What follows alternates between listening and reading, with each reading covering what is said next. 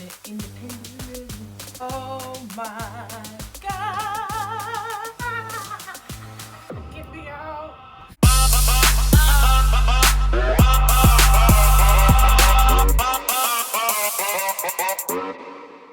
Welcome back, guys. Welcome back. I'm super excited to be back on the screens. Probably during this lockdown and moving forward, I kind of want to expand the content that I put on this channel. So yes, I will still be teaching you guys loads and loads of things. However, I am going to probably expand the content a little bit. I feel like I do so much talking at you that you guys don't even know who I am.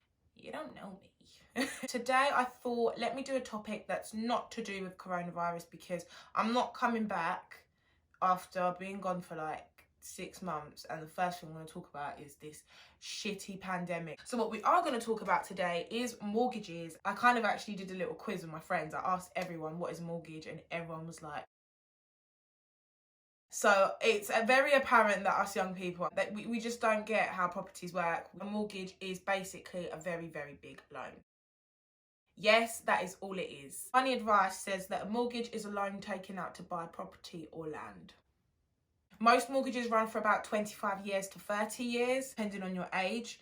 They are usually up until your retirement age, which is around 65 to 67 years old. There is a difference between a mortgage and a loan, one being the fact that a mortgage is a secured loan. Now, I don't want to explain what a secured loan is, because I did a whole video on loans and I explained the difference between an unsecured loan and a secured loan in my car video. But what I will do is recap. A secured loan is just money that is attached to an object. In this case, it is attached to the property. What that means is, if you can't repay your mortgage, they will take your home. Simple. You can apply for a mortgage from a bank or a building society, or you can go straight to a broker. The difference between going straight to a bank and using a broker or financial advisor: a broker and financial advisor will take broker fees or admin fees, which is their commission. That fee there, you don't pay when you go straight to a bank. A myth I just want to bust right now, real quick. A lot of brokers say, oh, we get exclusive rates. That may be true with independent mortgages, but that's not true with banks and building societies. Banks will only give what they can give. It's all pretty much automatically generated. How to know which mortgage you will want. When you initially think about getting a mortgage, you do not need to panic and think, oh, I don't know what type I want. I don't know what, I don't know what this means. I don't know what that means. It will all be explained, and it is a step-by-step journey. One thing that you might, however, want to start thinking about when you are considering taking out a mortgage is whether you want it to be on a fixed rate or a variable rate. I genuinely can't think of a way that I can, with my mouth, explain this to you. So, she's back.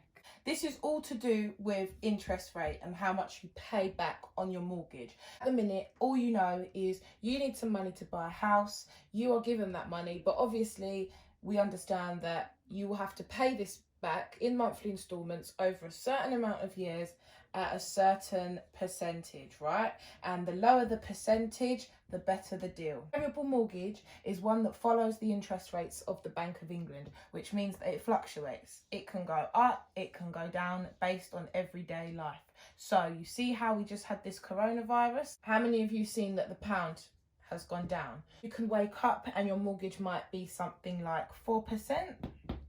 Next month you can wake up and they will announce that mortgages have dropped to 3%. But it can also rise. You can be paying 7%, you can be paying 8%, and so on. So just before the crash and everything had happened, variable mortgage rates were 4.24%, to give you a real life example, right? So that means that on whatever money that you've borrowed for your property, you are paying back 4.24% on top of your mortgage, and that is split up into monthly payments. Just before I left, it was around 3% on a 3 point something percent variable, and that's because of economic change. Interest rates have dropped, which means we are going to be paying less. So a fixed mortgage actually allows you to fix in a special interest rate for X amount of years. Now, X amount of years can either be 2, 3, 5 or 10 years. What they allow you to do is to fix your mortgage in for that amount of years at a special rate. Now, the longer the years, then the higher the interest rate in comparison to shorter years will be. However, nonetheless, it will always be much, much less than your variable mortgage rate. If you fix your payments in for, let's say, 3 years, okay, it means that for 3 years, you will literally be paying the same price on your mortgage till the end. If a variable rate is something like 4.24%, then banks will compete to offer the lowest fixed interest rate for a mortgage. But let's say we are dropping to 0.7% on the variable. So everybody that took out the mortgage at this variable tracker, it's then gone to 3%, and now it's gone to 0.7, so they're paying even less on their mortgage than they ever have. You've taken out a fixed rate, let's say at 2.5% for 3 years, and everyone on a variable mortgage drops to here, you cannot come out of your 3-year fixed mortgage. You have to stay in this 2.5%. Otherwise, you will be paying a very large coming out fee, and by very large I'm talking about tens of £1,000s it will cost you if you want to actually come out of that fixed rate. This is not the length of your mortgage, this is the length of how long you want to fix your mortgage at any one time. So variable is going to change, a fixed mortgage is going to stay the same for a certain amount of years. I can't give you advice, but what I can give you is my observations from what I see, from what I've experienced. Most people are more likely to fix their mortgage up for shorter periods of years as opposed to longer periods of years. If you fix up your mortgage for 10 years, God knows what can happen in that time. So fixing up your mortgage for around 2 to 5 years is pretty sensible, as you are not really stuck in a I can't do anything situation for too long.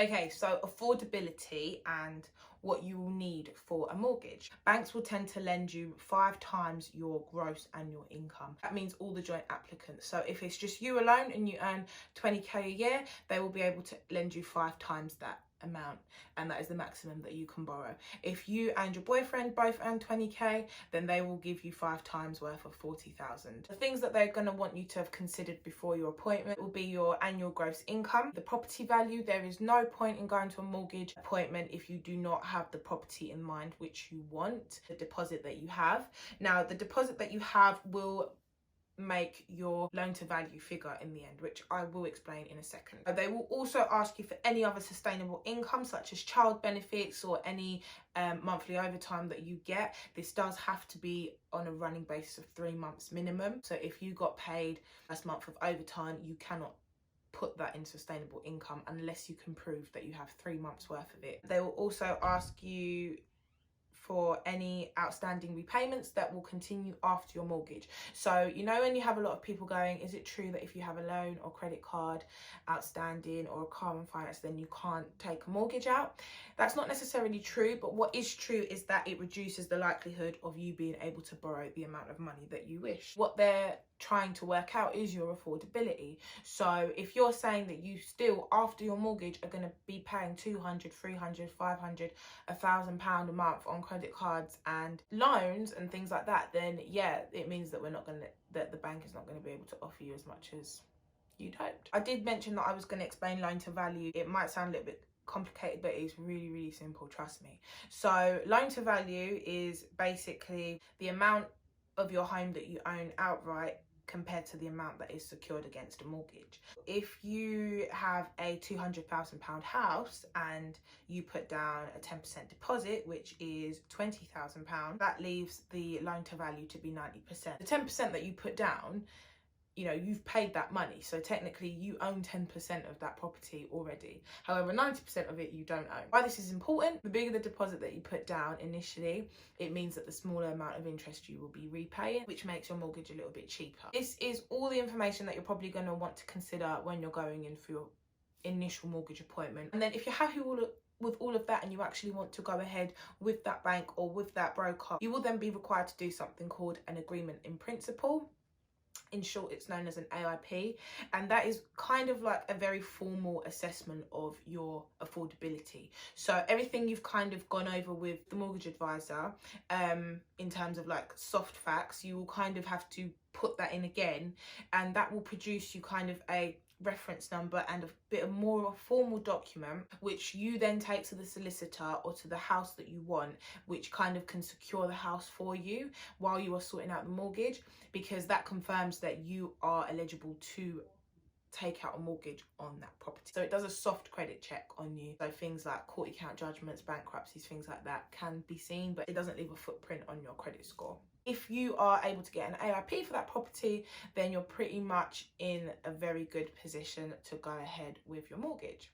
So yeah. One thing I just really want to quickly touch on is the difference between interest-only mortgages and capital repayment mortgages, because that might be something that they ask you and you'll be like, what? But really quickly, a capital repayment mortgage is pretty much the common type of mortgage that most people take out. It means that you are paying back the mortgage with the interest added on top. Interest only mortgage is where you set up an agreement where there's kind of two parts to the mortgage. So you're paying back the interest in one half, and then later you will arrange to pay back the mortgage, the actual mortgage value, at another stage. Now this is only really important when you are going through financial difficulties, so I'm just letting you know that things like that are in place if something was to happen and you couldn't pay for your property in the same way. So that is pretty much everything that I can think of kind of with the beginning stages of a mortgage. Like I said, I'm back, so I will finally break free from all this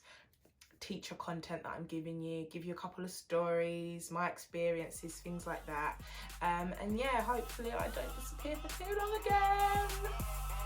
Mwah.